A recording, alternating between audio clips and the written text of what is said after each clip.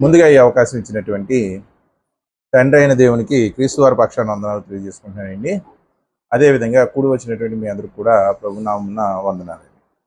ప్రభునందు ప్రియులరా, ప్రతి వ్యక్తి కూడా అంటే క్రైస్తవ విశ్వాసిగా ఉన్నటువంటి ప్రతి వ్యక్తికి ఉండేటువంటి ఏకైక కోరిక ఏంటంటే పరలోకం చేరాలి అని. అటువంటి కోరిక లేనటువంటి విశ్వాసం ఎవరైనా ఉంటారండి? ఎవరు ఉండరు.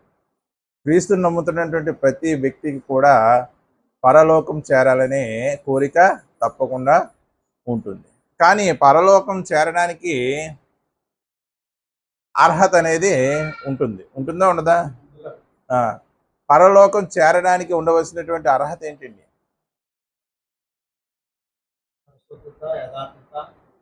ఏంటండి? క్రీస్తుని అంగీకరించి పరిశుద్ధంగా జీవించాలి, అంతే కదండి. అంటే పరలోకానికి వెళ్ళవలసినటువంటి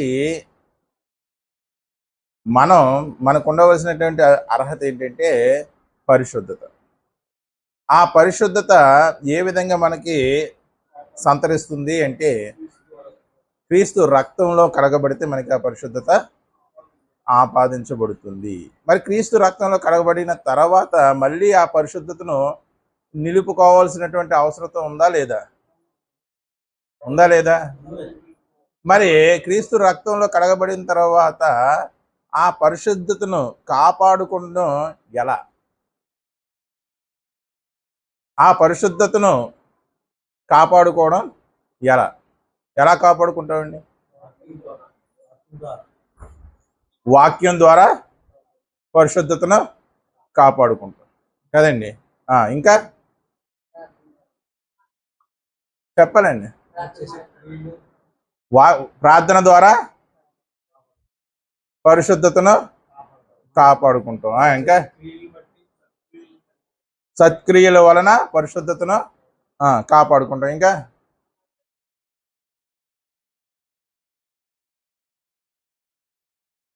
చెప్పాలండి. క్రీస్తును పోలి నడుచుకోవడం వలన పరిశుద్ధతను కాపాడుకుంటాం.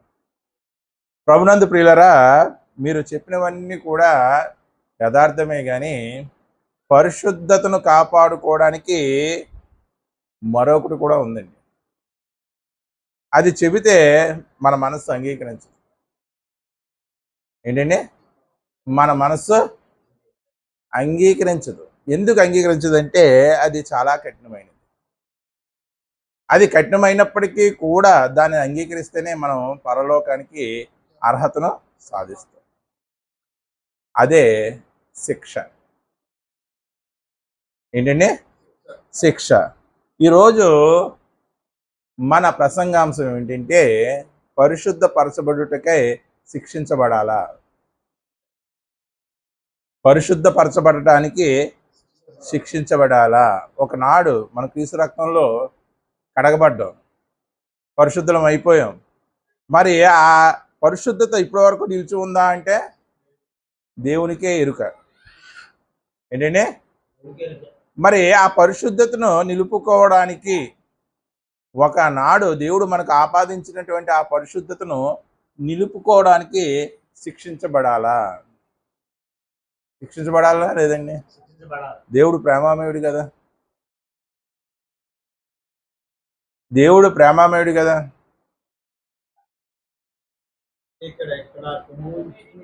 శిక్షించబడాలా అంటే ఖచ్చితంగా శిక్షించబడాలండి. ఎందుకంటే శిక్షించబడడం వల్ల మనకు పరిశుద్ధత ఆపాదించబడుతుంది. క్రీస్తు రక్తం ద్వారా మనకు పరిశుద్ధత సంతరించింది. తర్వాత ఆ పరిశుద్ధతను నిలుపుకోవడానికి, ఆ పరిశుద్ధతను నడుపుకోవడానికి జీవితకాలం అంతా మనం ఏం చేయాలంటే శిక్షించబడాలి. ఎందుకు శిక్షించబడాలి అంటే ప్రభునందు ప్రియులారా, హెబ్రీ పత్రిక 12వ అధ్యాయం 14వ వచనం. హెబ్రీ పత్రిక 12వ అధ్యాయం 14వ వచనం.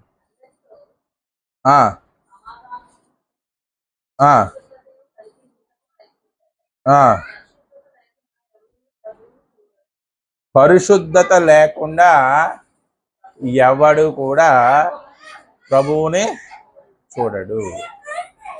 మన కోరిక, మన వాంఛ ఏమై ఉన్నదంటే పరలోకం వెళ్ళి ప్రభువుని చూడాలి. కానీ హెబ్రీ గ్రంథకర్త చెబుతున్నాడు, పరిశుద్ధత లేకుండా ఎవరు కూడా ప్రభువుని చూడరు. మరి ఆ పరిశుద్ధత ఎలా సంతరిస్తుంది, ఆ పరిశుద్ధతను ఎలా నిలుపుకోగలమంటే శిక్షించబడటం ద్వారా మాత్రమే ఆ పరిశుద్ధతను మనం నిలుపుకోగలము. ఎందుకంటే ఈ పరిశుద్ధత పరలోకానికి పాస్ లాంటిది, ఎంట్రీ పాస్ లాంటిది. అదే కదా చెప్తున్నాడు. మరి దేవుడు ప్రేమమయుడు కదా, శిక్షిస్తాడా అని చాలా మందిలో అనుమానం ఉంటుంది. దేవుడు శిక్షించడు.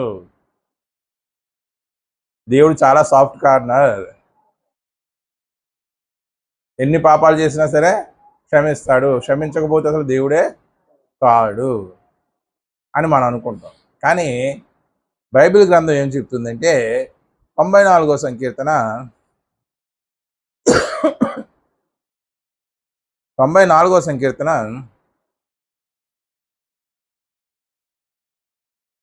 12వ వచనం,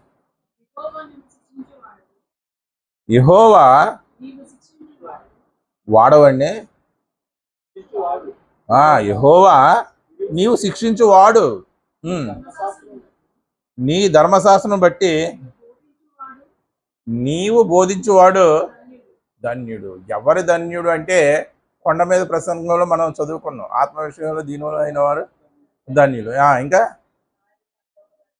ఇంకా దుఃఖపడేవారు ధన్యులు, వారు ఓదార్చబడుదురు. అలాగా కొండ మీద ప్రసంగంలో చాలా ధన్యతలు దేవుడు చెప్పాడు. కానీ ఇక్కడ కీర్తన గ్రంథంలో ధన్యుడు ఎవరు అని చెప్తున్నాడంటే యెహోవా నీవు శిక్షించువాడు ధన్యుడు, నీవు శిక్షించువాడు ధన్యుడు. అంటే దేవుడు శిక్షిస్తాడా లేదా చెప్పాలండి, శిక్షిస్తాడా లేదా? ధన్యుడు అనే పదానికి ఉన్నటువంటి అనేక అర్థాల్లో అదృష్టం అని కూడా ఉందండి. సౌభాగ్యం, అదృష్టం అంటే నువ్వు శిక్షించువాడు అదృష్టవంతుడు. ఇంకేమంటున్నాడు, నీ ధర్మశాస్త్రమును బట్టి నీవు బోధించువాడు ధన్యుడు. ఎవరు బోధిస్తున్నాడంటే మనకి దేవుడు తన ధర్మశాస్త్రం బట్టి దేవుడే బోధిస్తున్నాడంట. అటువంటి వారు ధన్యులు. ధర్మశాస్త్రం బట్టి దేవుడు మనకు ఎలా బోధిస్తాడండి? మనకి బోధించేది బోధకులు కదా. ధర్మశాస్త్రం బట్టి దేవుడు మనకి ఎలా బోధిస్తాడు? మనకు బోధిస్తుంది ఎవరు? దైవజనులు కదా. ఇక్కడ ఏమంటున్నాడు, ధర్మశాస్త్రం బట్టి నీవు బోధించువాడు అంటే వాక్యం ప్రకారం కూడా, వాక్యంని కూడా దేవుడు ఏం చేస్తాడు? మనకి ఏం చేస్తాడు? బోధిస్తాడు. ఎప్పుడు బోధిస్తాడు? దైవజనుడు చెప్పింది అలా ఉందా లేదా అని మనం పరిశీలిస్తున్నప్పుడు ఆయన మనకు ఏం చేస్తాడంటే బోధిస్తాడు. అంతేనండి. బైబిల్లో రాయబడింది నిజమా కాదా అని నువ్వు బైబిల్ని పరిశీలిస్తున్నప్పుడు ఆయన నీకు బోధిస్తాడు. అందుకే యెహోవా గ్రంథమును పరిశీలించి చదువుకోండి. ఎందుకు పరిశీలించి చదువుకోమన్నాడంటే నువ్వు పరిశీలిస్తుంటే ఆయన మురిసిపోయి నీకు ఆయన బోధిస్తూ ఉంటాడు. నీకు తెలియని అనేక సంగతులు ఆయన నీకు తెలియజేస్తూ ఉంటాడు. మనము బైబిల్ని పరిశీలించము, దైవజనులు చెప్పింది అలా ఉన్నాయో లేవో చూడము. కనుక మనకి మరమరాలు మాత్రం అవసరం. ఏం కావాలి మనకి? మరమరాలు కావాలి.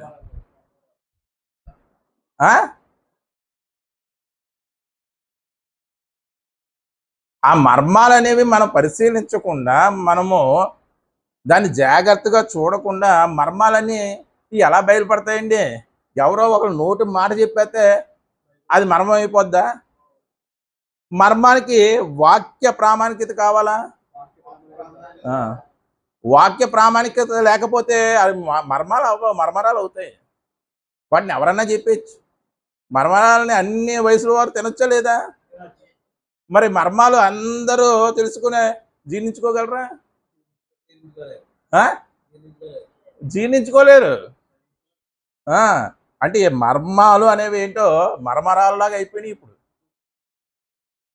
యేసుక్రీస్తు వారు ఆనాటి యూదులకు ఒక మర్మం చెప్పాడు. ఎవరు నా శరీరాన్ని తిని నా రక్తాన్ని తాగుతాడో వాడు నిత్య జీవం గలవాడని ఒక మర్మాన్ని చెప్పాడు. మర్మం కాదది. వాళ్ళు ఏమన్నారు? ఇది చాలా ఘోరమైనటువంటి మాట అని చెవులు మూసేసుకొని ఇతను తన బ్రతికుండగా తన శరీరాన్ని తన రక్తాన్ని ఎలా తాగినవగలడు అని. అంటే ఆ ధర్మశాస్త్రోపదేశులకి వాక్యాన్ని పరిశీలిస్తే ఆ మాట అర్థమవుదును. కానీ వీళ్ళకి ఏం కావాలి? మర్మాలు కావాలి. కానీ చెబితే దాన్ని జీర్ణించుకోలేరు. అయ్యే మర్మారాలు అయితే అందరూ జీర్ణించేసుకోగలరు. 1వ సంవత్సరం పిల్ల నుండి పండు ముసలి వరకు కూడా మరమరాలనే. ఈ మరమరాలు ఎలాగుంటాయంటే వాక్యాధారాలు ఉండదు. ఏదో నోటికొచ్చింది చెప్పేసి అదే మర్మం అంటారు. కానీ మర్మం అంటే కొన్ని సహించలేనివి కూడా ఉంటాయి.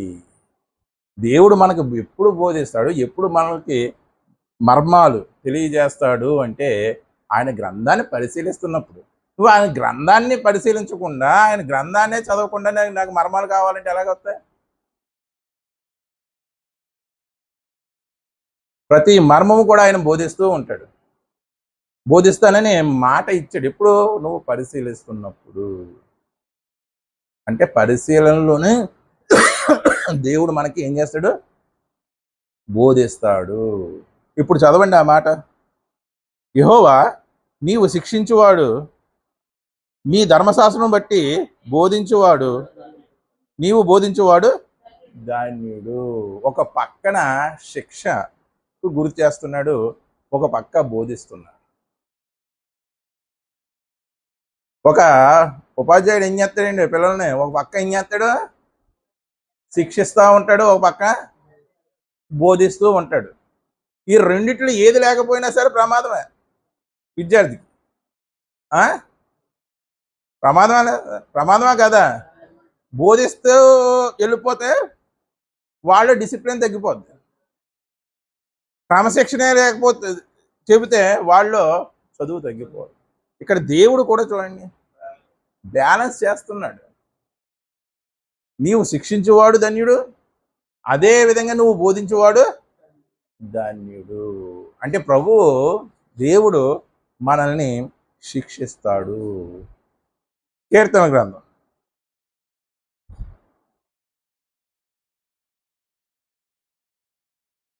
క్షమించాలి హెబ్రీయులు రాసినటువంటి పత్రిక 12వ అధ్యాయం 6వ వచనం. హెబ్రీయులు రాసినటువంటి పత్రిక 12వ అధ్యాయం 6వ వచనం. ఆయన నిన్ను గద్దించినప్పుడు ఎలా గద్దిస్తాడండి? చెప్పాలండి. అదే వాక్యం ద్వారా ఎలా గద్దిస్తాడు? గద్దించబడడానికి సాధనం ఏంటి?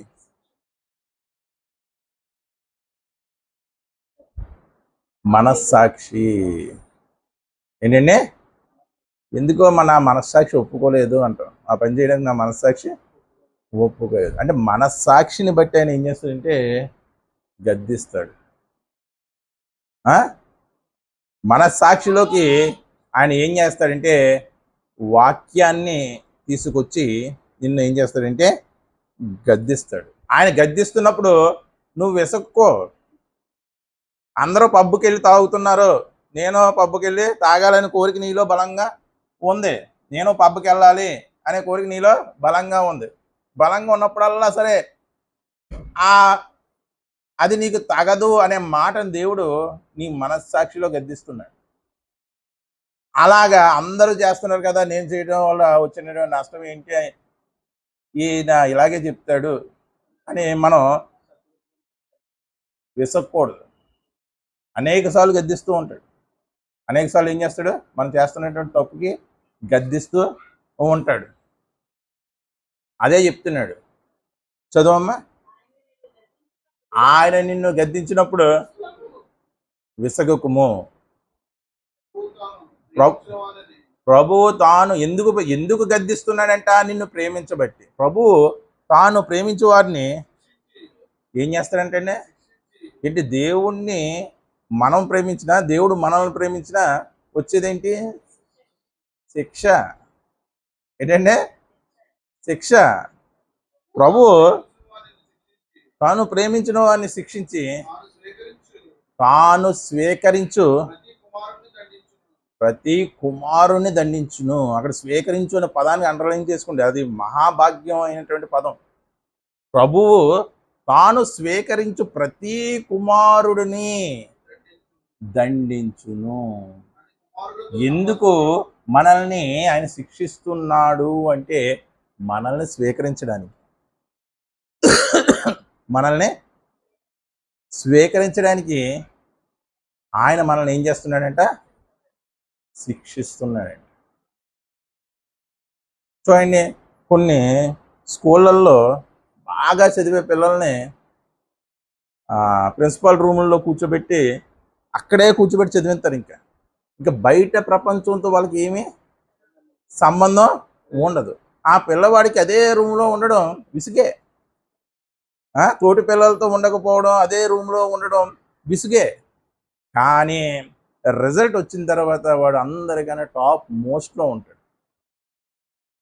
ఎందుకు ఆ యాజమాన్యం అలా చేస్తుంది అంటే వాడిలో ఉన్నటువంటి క్వాలిటీ గుర్తించింది. బాగా చదవగలడు. వీడిని అందరితో కలిపేస్తే అందరి వలన వీడి యొక్క చదువు ఏమవుతుంది? పాడైపోద్ది. అందుకని వాడికి ప్రత్యేకమైనటువంటి ఒక రూమ్లో పెట్టి వాటితో ఎవరిని కలవనివ్వకుండా, వాడికి అది కొంత కష్టంగా ఉన్నా సరే వాళ్ళు ఆ యాజమాన్యం స్వీకరించారు వీడిని. ఎందుకో వీడు చదవగలడు, రేపు టాప్ ర్యాంక్ సాధించడానికి వీడు అర్హుడు అని గుర్తించి వాడిని స్వీకరించి, ఎంతోమంది పిల్లలు ఉండగా సరే వాడిని మాత్రమే స్వీకరించి వాడిని అనేక కష్టాలకు గురి చేసే, కష్టాలంటే కష్టాలు కాదు, అలాగా చదివించడం వాడికి నిజంగా ఒక విధంగా కష్టమే. అలాగా కష్టాలకు గురి చేసి వాడిని ఒక ఉన్నత స్థాయిలోకి ఉంచుతారు. దేవుడు కూడా మనల్ని ప్రేమిస్తున్నాడు. ప్రేమించి మనల్ని స్వీకరించడానికి ఏం చేస్తున్నాడంటే ఆయన మనల్ని శిక్షిస్తున్నాడు. చదవండి. తన స్వీకరించబోయేటువంటి పరలోక రాజ్యానికి హక్కుదారుడిగా చేసేటువంటి ప్రతి కుమారుని కూడా ఏం చేస్తాడంట? దండిస్తాడంట. అని కుమారులతో సంభాషించినట్లు కానీ ఏం చేస్తాడంట? ఆయన హెచ్చరికను మరిచితిరి. శిక్షాఫలము పొందుటకై ఏమిటా శిక్షాఫలము? ఏమిటా శిక్షాఫలం అంటే ఆ ఫలము పరలోక రాజ్యము. ఏంటండి? పరలోక రాజ్యము. మరి చాలండి. మరి పరలోక రాజ్యానికి మనం చేరుకోవాలంటే పరిశుద్ధత అవసరం. ఆ పరిశుద్ధత ఎలా వస్తుందంటే నువ్వు స్నానం చేసి తెల్లబట్టలు వేసుకొని వెళ్ళిపోయి దేవుణ్ణి ఆరాధించినంత మాత్రాన పరిశుద్ధత రాదు. పరిశుద్ధత ఎలా వస్తుంది? మొదటిగా పరిశుద్ధత ఎలా వస్తుంది అంటే క్రీస్తు రక్తంలో కడిగిబడిన తర్వాత వస్తుంది. తర్వాత ఆ పరిశుద్ధత నిలబడాలి. విత్తనం వేసేస్తే సరిపోద్దా? ఆ విత్తనానికి ఎన్ని వేయాలి? నీళ్ళే వేయాలి. మొక్క వచ్చిన వెంటనే దాని చుట్టూ కంచి కట్టాలి. క్రూర మృగాలు, అబద్ధ బోధకులు దాని దగ్గరికి చేరకుండా దానికి ఏం చేయాలి? కంచె కట్టాలి. దాన్ని ఎదుగుతున్నప్పుడు సూర్యరశ్మి దాని మీద పడుతున్నట్టు చూడాలి. అంటే దేవుడి వాక్యం ప్రచురం అయ్యేలాగా చూడాలి. అప్పుడే ఆ మొక్క వృక్షంగా మారుతుంది. లేకపోతే ఆ మొక్కలోంచి ఆ విత్తనంలోంచి ఆ మహావృక్షం బయటకు రాదు. ఒకసారి నీకు బాప్తీసం ద్వారా పరిశుద్ధత ఆపాదించబడింది. ఆ పరిశుద్ధత నిన్ను పరానికి చేర్చాలి అంటే ఆ పరిశుద్ధతను నువ్వు ఖచ్చితంగా ఏం చేయాలంటే కొనసాగించాలి. అండి ఏదైనా ఒక పని ప్రారంభించడం సులువా, కొనసాగించడం సులువా?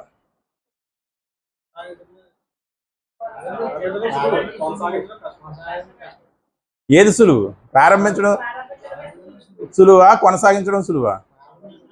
ప్రారంభించడమే సులువు, కొనసాగించడం చాలా కష్టం. ప్రారంభించడానికి మనకి యేసు రక్తం కావాలి, కొనసాగించడానికి ప్రభు యొక్క శిక్ష కావాలి.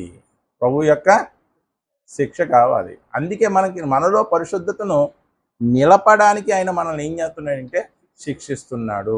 మరి ఎటువంటి పరిశుద్ధతలో? పరిశుద్ధతకు ఇంత కొలమానం ఉందా? కొలమానం లేదు. అంటే కొలమానం లేనటువంటి పరిశుద్ధతలో నిన్ను నిలపడానికి ఆయన నిన్ను శిక్షిస్తున్నాడు నీ 70 సంవత్సరాల జీవిత కాలంలో. హెబ్రీయులకు రాసినటువంటి పత్రిక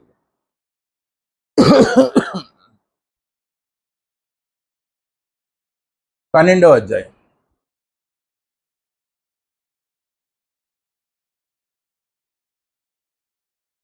10వ వచనం. వారు కొన్ని దినముల మట్టుకు తమకిష్టం వచ్చినట్లు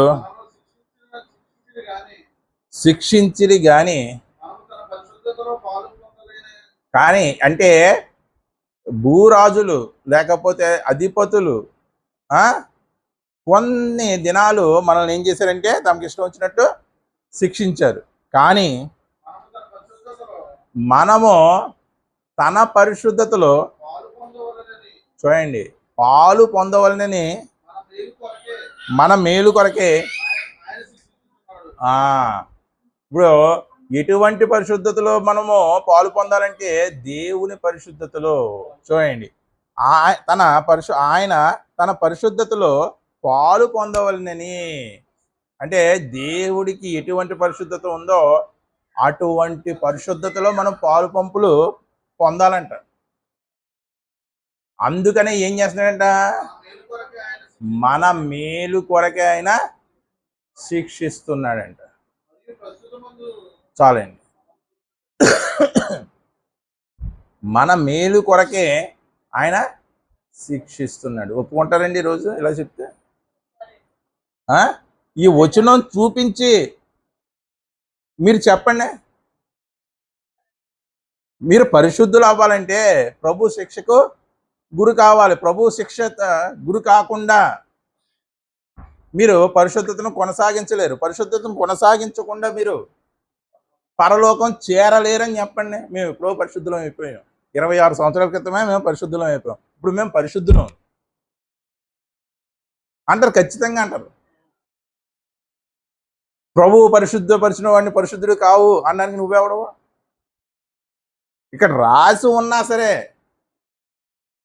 వాళ్ళకి ఇది అవసరం లేదు.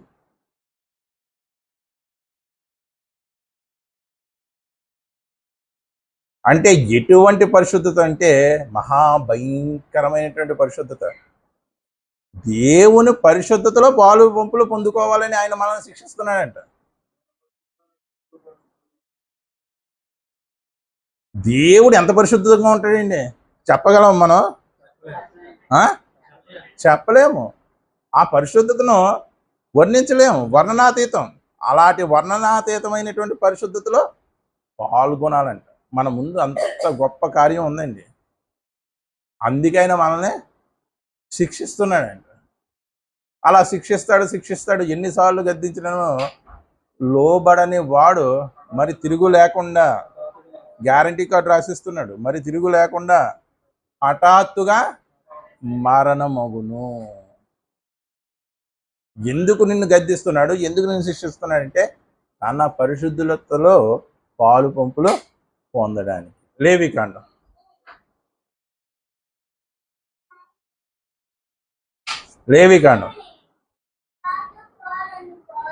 11వ అధ్యాయం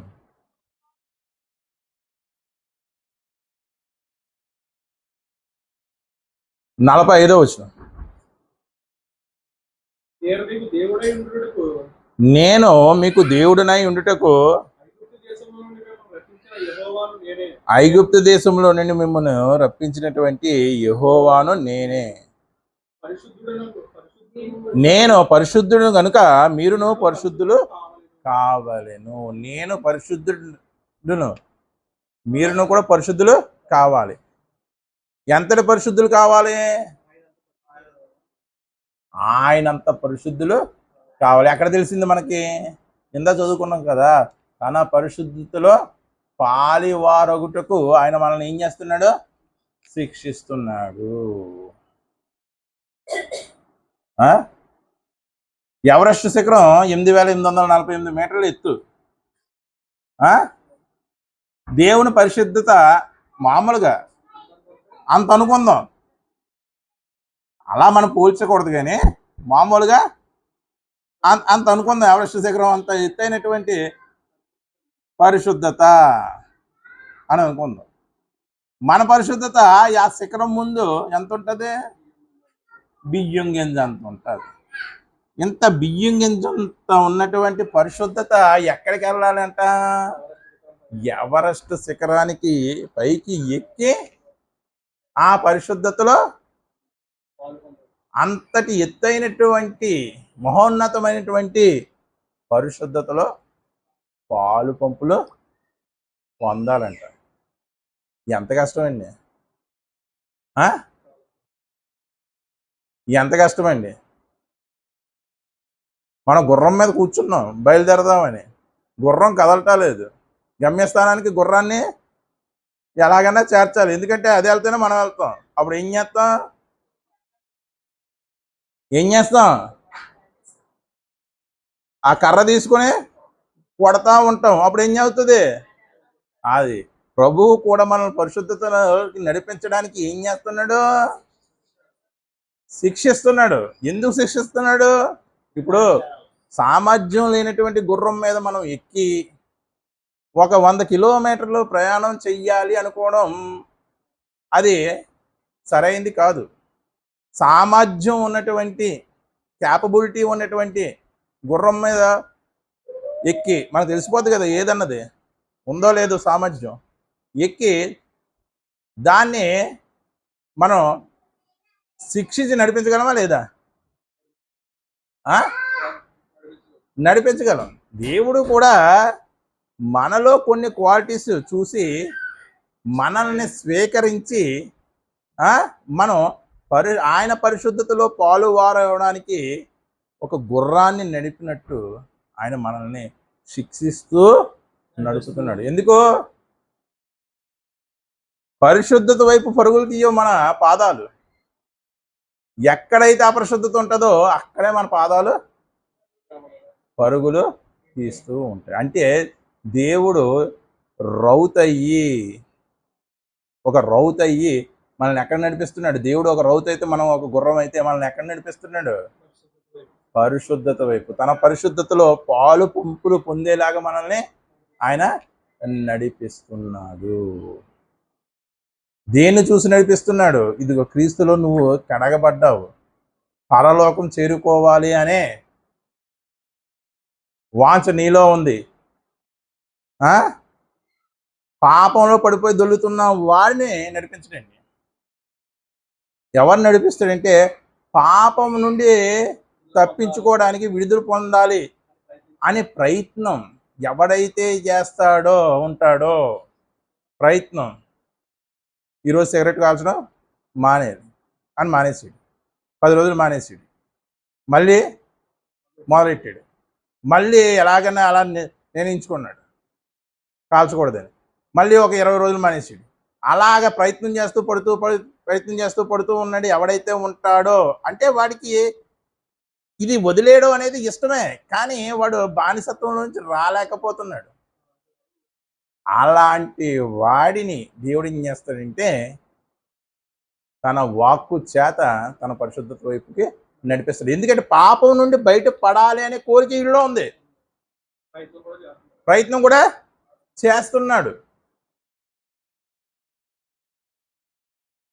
అప్పుడు తన కుమారునిగా అప్పుడు ఆయన స్వీకరించి ఆయన్ని వాడిని శిక్షించి పరిశుద్ధత వైపుకి నడిపిస్తాడు. అలా కాకుండా ఎవడ తాగడం లేదు, ఎవడ కాల్చడం లేదు, ఎవడ విభజించడం లేదు అని చెప్పి ఆటిల్లోనే ఉండిపోయి దేవుడా దేవుడా అంటే దేవుడు ఎటువంటి పరిస్థితుల్లో కూడా వాడికి సహాయము చేయడు. పైపెచ్చు వాడిని ఎవరికి అప్పగించేస్తాడంట? 18వ వచనం చదవండి ఒకసారి. రోమిలకు రాసినటువంటి పత్రిక 18వ వచనం అనుకుంటా.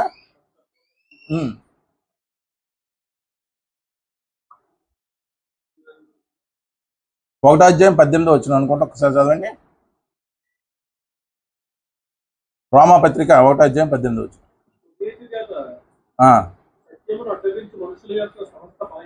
భక్తిహీనత మీదను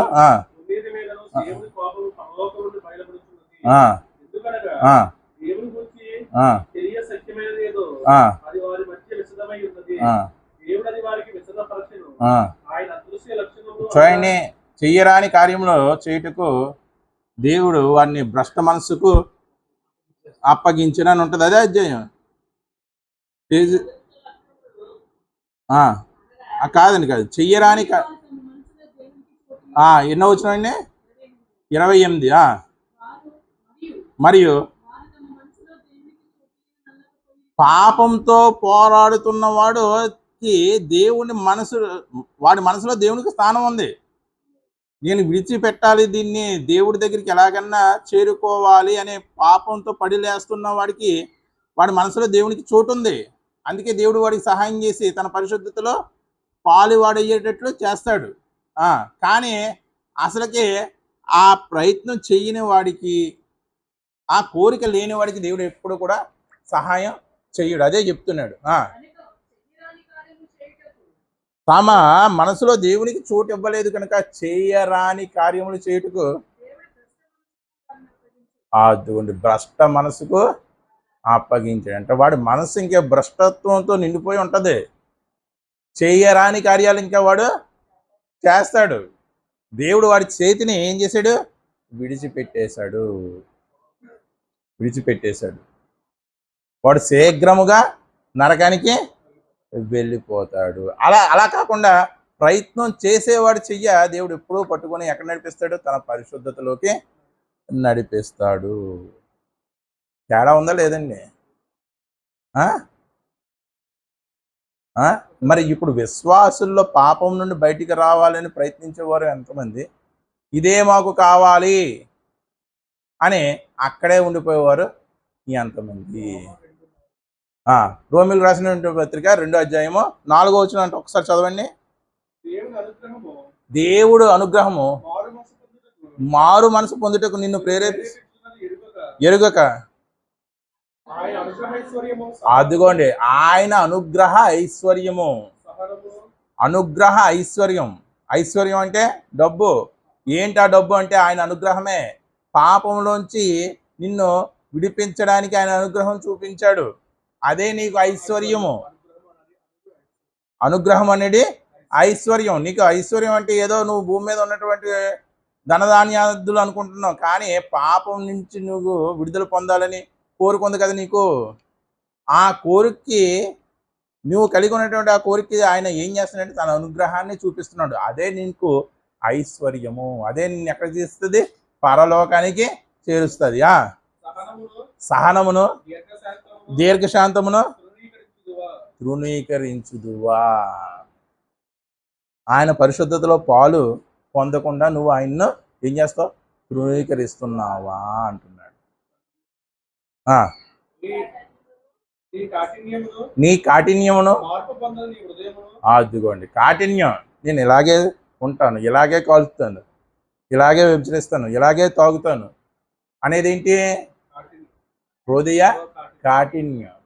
హృదయ కాఠిన్యం అంటే హృదయాన్ని ఏం చేసుకున్నావు? కఠినపరిచేసుకున్నావు. నీ కాఠిన్యమును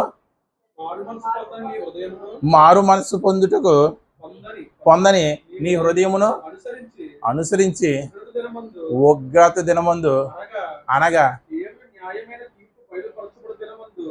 దేవుడు న్యాయమైన తీర్పు అంటండి. అది బయలుపరచబడక ముందు, బయలుపరచబడి దినమందు ఆ ఉగ్రతను మనమే సమకూర్చుకుంటున్నామంట. అంటే మనల్ని చంపుకోవడానికి ఆయుధం మనమే తయారు చేసుకుంటున్నాం. మనం చంపుకోవడానికి ఆయుధం మనమే ఉగ్రతను సమకూర్చుకుంటున్నాం. మనం చంపుకోవడానికి మనమే ఆయుధం. ఏమిటి ఆయుధం? ఏమిటి ఆయుధం? కఠినమైనటువంటి మనస్సు. కఠినమైనటువంటి మనస్సు అదే నిన్ను చంపేటువంటి ఆయుధం. ఆయన తన పరిశుద్ధతలో పాలు పొందడానికి తీసుకెళ్ళాలని ప్రయత్నిస్తున్నాడు. కానీ నీ కఠినమైనటువంటి మనసు బట్టి నువ్వేం చేస్తున్నావు? ఆయన్ని తృణీకరిస్తున్నావు.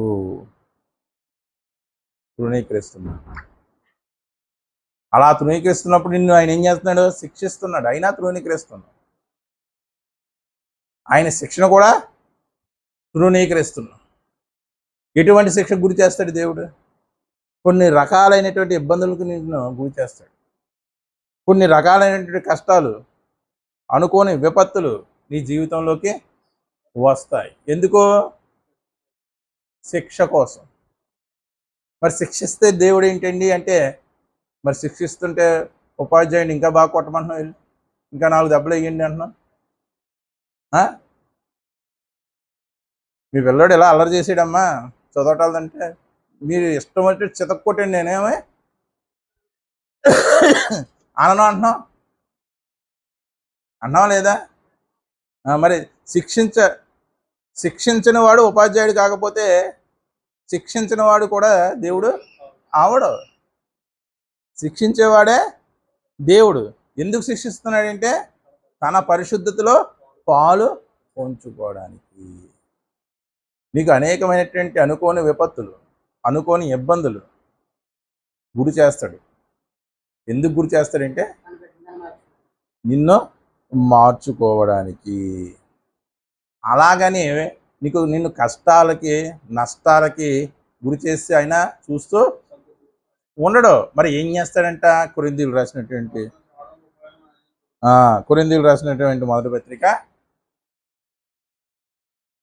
దేవుడు శిక్షిస్తాడు అని అక్కడికి ఆపేస్తే ఆయన్ని సరిగ్గా అర్థం చేసుకోలేనటువంటి వారం అవుతాం మనం.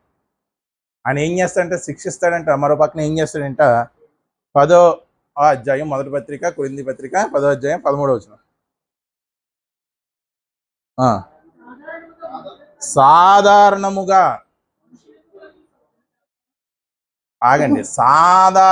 జనరల్గా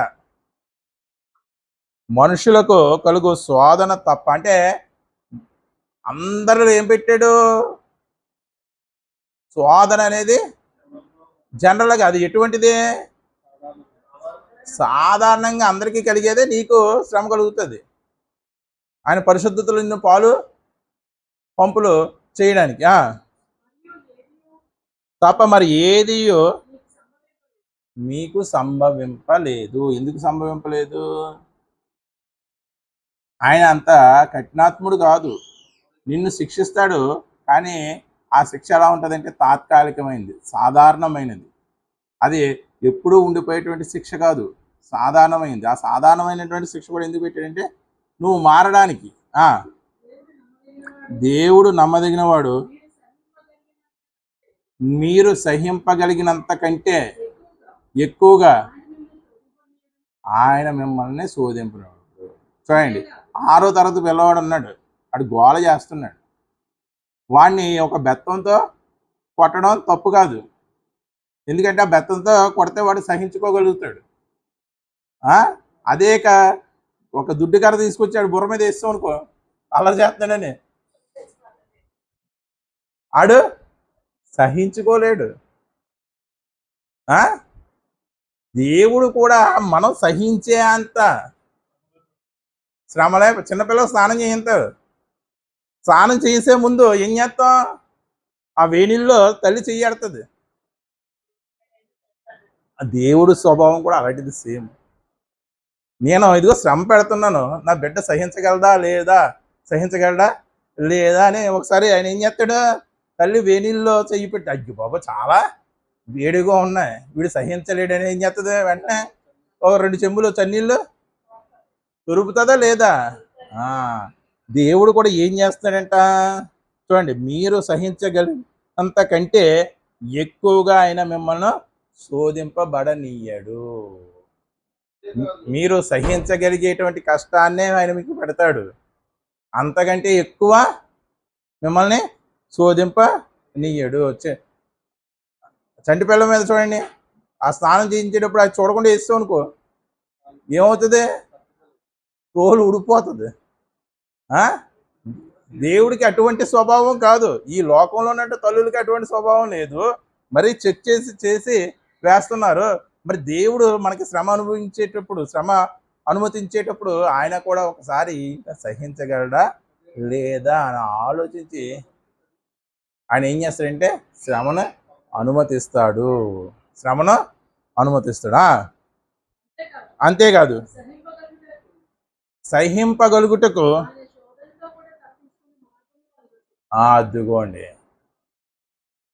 సహించగలుగుటకు ఆయన శోధనతో కూడా తప్పించుకునే మార్గము కలుగ చేయును. శోధన ఆయనే కలుగ చేసి తప్పించుకునేటువంటి మార్గం కూడా ఆయనే తెలియజేస్తాడంట. సమస్య పరిష్కారము 2 ఆయనే. మనకు శోధన వచ్చింది, తప్పించుకునే మార్గం ఎలాగా కలుగు చేస్తాడు ఆయన? మనకి ఏదో కష్టం వచ్చింది, తప్పించుకునే మార్గం ఎలా కలుగు చేస్తాడు ఆయన? వచ్చి చెప్తాడు నీకు.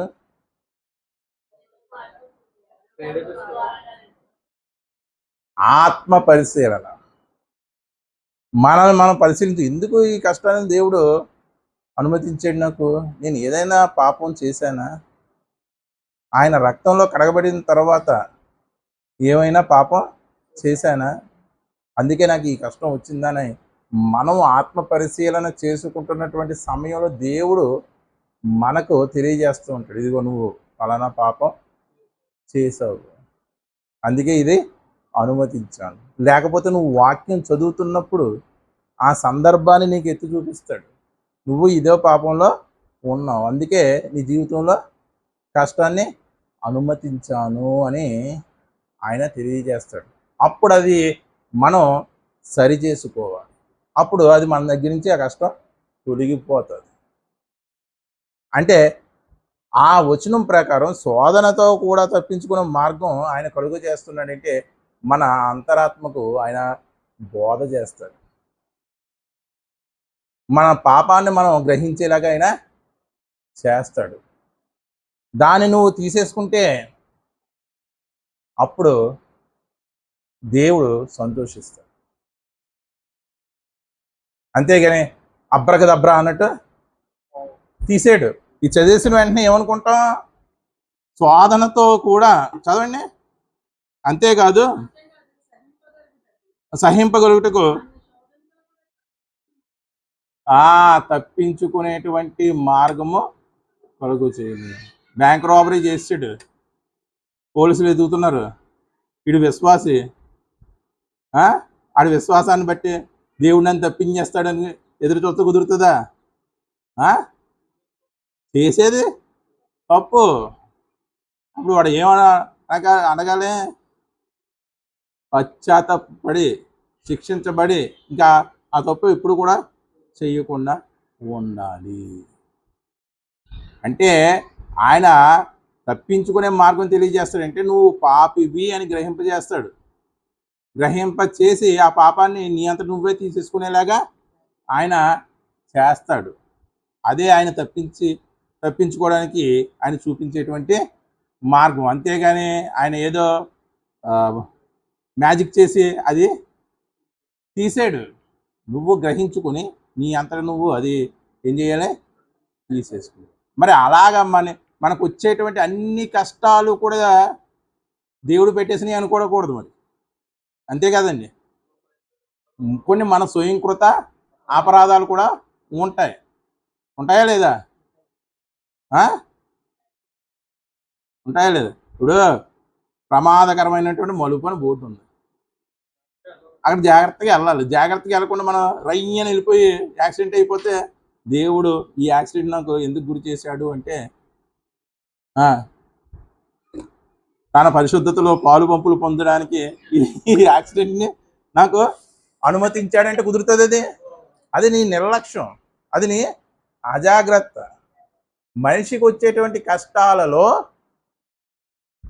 ఎక్కువ కష్టాల్లో మనిషికి నిర్లక్ష్యం వల్ల, మనిషి యొక్క అజాగ్రత్త వల్ల వస్తాయి. కొన్నిసార్లు ఇతరుల అజాగ్రత్తల వల్ల కూడా మనకేమొస్తాయి, కష్టాలు వస్తాయా లేదా? అవి మళ్ళీ వేరే కోవకు చెందుతాయి. అవి మళ్ళీ వేరే కోవకే చెందుతాయి. అంటే దేవుడు అనుమతించేటువంటి కష్టాలు మనం పొందడానికి కూడా ఒక అర్హత ఉండాలి. ఎవరికి పడితే వాళ్ళకి అనుమతించాడు ఆ కష్టాలకి. ఒక యోబుకి అనుమతించాడు. దేవుడు అనుగ్రహించేటువంటి ఆ కష్టాలు పొందడానికి ఉన్నటువంటి అర్హత ఏంటంటే పాపం నుండి బయటపడాలనే వాంఛ మనలో ఉండాలి. ఆ కోరిక, ఆ డిజైర్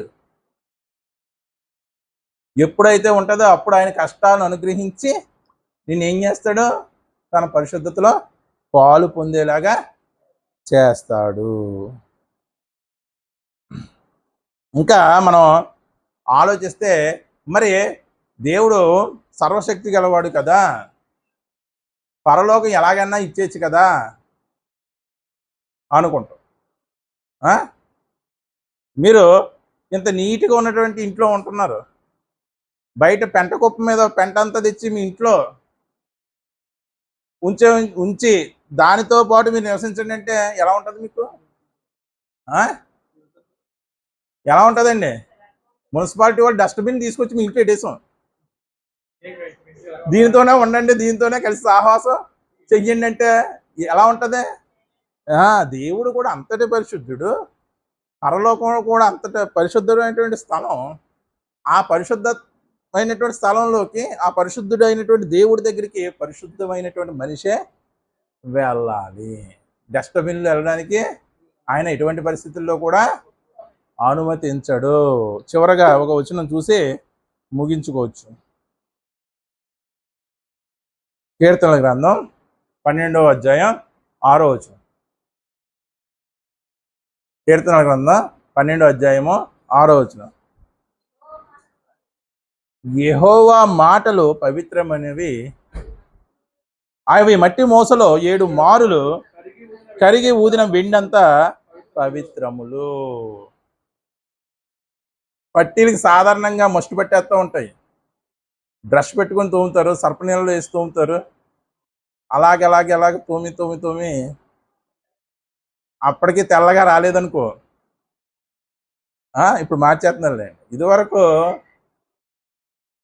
మూస అనేది ఉండేది, మట్టి మూస. ఆ మట్టి మూసలో ఏం చేస్తారు, దాన్ని కాల్చేవారు. ఎన్ని మారులు అని దేవుడు అంటున్నాడు? 7 మారులు మట్టి మూసలో కాల్చబడ్డ పవిత్రమైనటువంటి వెండి అంతా పవిత్రములు. వెండిని అంట 7 మారులు మట్టి మోసలు కరిగించారంట, కరిగించి ఊదారంట. కరిగించిన తర్వాత ఊదడం ఎందుకంటే, మళ్ళీ కరిగించిన తర్వాత మస్ట్ అంతా వద్దు కదా, మరి ఊదడం ఎందుకు? ఆ మట్టి మోసలో కరిగిస్తున్నప్పుడు ఎందుకు ఊదుతారు? బొగ్గుల పొయ్యి మీద వంట చేస్తున్నప్పుడు గొట్టం పెట్టుకుని ఎందుకు ఊదుతారండి? ఇప్పుడు లేవు కాబట్టి మీకు తెలియటలేదు. మా చిన్నప్పుడు ఆ గొట్టం తిరగేసి కొట్టేసేవారు. దానికి ఒక గొట్టం లాంటిది ఉండేది, ఏమైనా చేస్తే ఆ గొట్టంతోనే తిరగేసి కొట్టేసేవారు. ఊదడం ఎందుకు?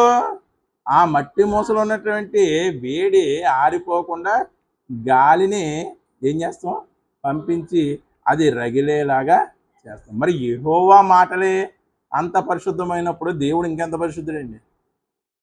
అటువంటి పరిశుద్ధుడైనటువంటి దేవుడి యొక్క పరిశుద్ధతలో పాలు పంపులు పొందడానికి మనం ఎన్ని మార్లు కడగబడాలి. ఎన్ని మాలు కరిగించబడాలి? ఎన్ని మార్లు కరిగించబడాలండి? ఎన్ని మార్లైనా ఆయన కరిగింతనే ఉంటాడు. ఆ కరిగింతున్నప్పుడు ఆయన ఊదుతూనే ఉంటాడు కష్టాలని. ఆ కష్టాలని తట్టుకొని ఏం చేయాలి? లోకాన్ని దాటాలి. అప్పుడు 7 మారులు కరిగించబడినటువంటి ఈ వెండి అంత పవిత్రమైన వాడుగా నువ్వు పరలోకము చేరుకుంటావు. నశించిపోవు సువర్ణము అగ్ని పరీక్షకి నిలిచినదై ఉంటుంది. దానికంటే అమూల్యమైనటువంటి మీ విశ్వాసం పేతురు పత్రికలో రాయబడి ఉంటుంది. మరి పరీక్షకు నిలబడదా? నశించిపోయేటువంటి సువర్ణం అంట. సువర్ణం ఏమవుతుందంట? ఇప్పుడు నశించిపోతుందా? మిక్కిలి వేగంగా దూసుకుపోతుంది. చదవండి రిఫరెన్స్. మీ పేతురు మొదటి పత్రిక 1వ అధ్యాయము 7వ వచనం. నశించిపో సువర్ణము అగ్ని పరీక్ష వలె సిద్ధపరచబడుతుంది కదా. ఎలా నశించిపోద్దండి సువర్ణం? క్రీస్తు 2వ రాకల్లో పంచభూతాలు మిక్కిలి లయమైపోతాయి. అప్పుడు ఈ సువర్ణాలు, ఈ వెండిలు, ఈ ధాతువులు ఏమీ ఉండవు. అందుకే నశించిపో సువర్ణము అగ్ని పరీక్ష వలన.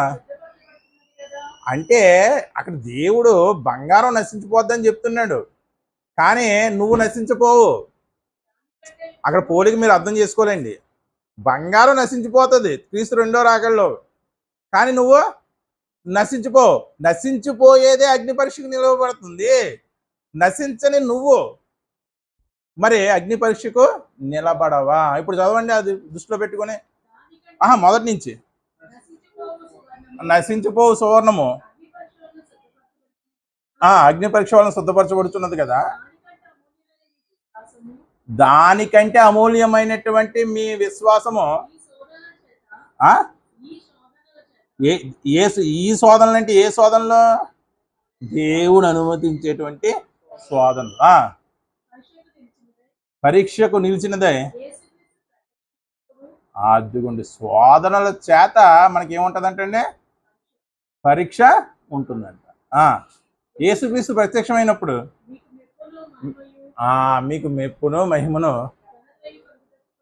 అదిగోండి దేవుడు అనుగ్రహించే శ్రమలు. ఎందుకంటే యేసుక్రీస్తు ప్రత్యక్షమైనప్పుడు మనకు మెప్పును ఘనత కలగడానికి కారణం అవుతుంది. ఇదిగో నశించిపోయేటువంటి సువర్ణమే అగ్ని పరీక్షకు నిలిచింది. దానికంటే అమూల్యమైనటువంటిది నీ విశ్వాసం. మరి అది పరీక్షకు నిలబడిన అవసరం లేదా? పరీక్ష అంటే కష్టమా, ఈజీ అండి? పరీక్షలు అంటే మనకి ఎలాగుంటుంది?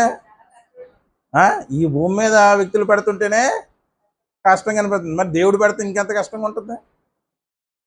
అబ్రహాంకు పెట్టాడా విశ్వాసానికి పరీక్ష? పెట్టాడా లేదా? నిలిచాడా లేదా? మరి విశ్వాసులు తండ్రి అయినటువంటి అబ్రహాంకే పరీక్ష పెడితే మన విశ్వాసానికి పరీక్ష ఉండదా?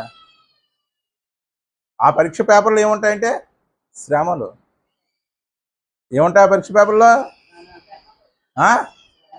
శ్రమలు ఉంటాయి. యేసుక్రీస్తుకు పరీక్ష పెట్టాడా లేదా దేవుడు? ప్రభువా, నీ చిత్తమైతే ఈ గిన్నెను నా యొద్ద నుండి, ఆ గిన్నెలు ఏమున్నాయి? శ్రమలు ఉన్నాయి. అంటే మనం పరిశుద్ధపరచబడడానికి అత్యంత అవసరమైనది ఏంటంటే దేవుడు పెట్టేటువంటి, మనం ఏర్పరచుకున్న శ్రమలు వేరు. దురాశ దుఃఖానికి చేయటని, దురాశ వల్ల కొన్ని శ్రమలు, ఆ శ్రమలు కాదు, పాపం నుంచి విడుదల అవ్వాలనే నీ కోరికను చూసి దేవుడు కొన్ని శ్రమలు నీకు అనుమతిస్తాడు. ఆ శ్రమల ద్వారా నిన్ను మంచి సుశిక్షితుడిగా చేసి ఆయన తన పరిశుద్ధతలోకి నడిపించుకుంటాడు. అంటే పరిశుద్ధత పొందాలంటే ఏం అవసరం అవుతుంది? శ్రమలు. వెండి పవిత్రం అవ్వాలంటే ఏం అవసరం అవుతుంది? అగ్ని కొలిమ అవసరం అవుతుంది. సువర్ణము పరిశుద్ధం అవ్వాలంటే అగ్ని పరీక్ష కావాలి. పాపంతో మనం పోరాడాలంటే శ్రమలు కావాలి. అందుకే పౌలు అంటాడు, రక్తము గారినట్టుగా మీరు ఇంకా పాపంతో పోరాడలేదు. కాబట్టి మనం పవిత్రపరచబడాలి అంటే ఏం చేయాలంటే స్నానం చేసి తెల్లని బట్టలు వేసుకోవడం కాదు, స్నానం చేయాలి. పవిత్రపరచబడాలంటే స్నానం చేయాలి. వాక్యం అనేటువంటి ఉదక స్థానము. ఆ వాక్యం అనే ఉదక స్థానం ఎప్పుడైతే చేస్తూ ఉంటామో అప్పుడే మనం ఏం చదువుతాం, పరిశుద్ధపరచబడతాము.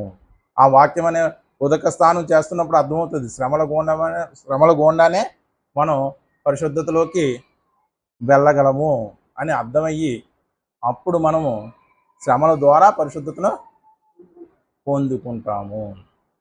అపోస్తులు ఎవరైతే ఉన్నారో యేసుకి అత్యంత ఇష్టలు వాళ్ళందరూ కూడా, వాళ్ళని శ్రమ పెట్టకుండా పరలోకం ఇస్తాడా? ఏంటండి, శ్రమ పెట్టకుండా పరలోకం ఇస్తాడా? అనేక శ్రమలకు గురి చేసి వాళ్ళకి పరలోకం వచ్చింది, పరిశుద్ధులు అయ్యారు. అంటే మనం పరిశుద్ధులు అవ్వడానికి అత్యంత అవసరం ఏమిటంటే దేవుని చేత శ్రమ పెట్టబడడం. ప్రార్థన చేసుకోండి.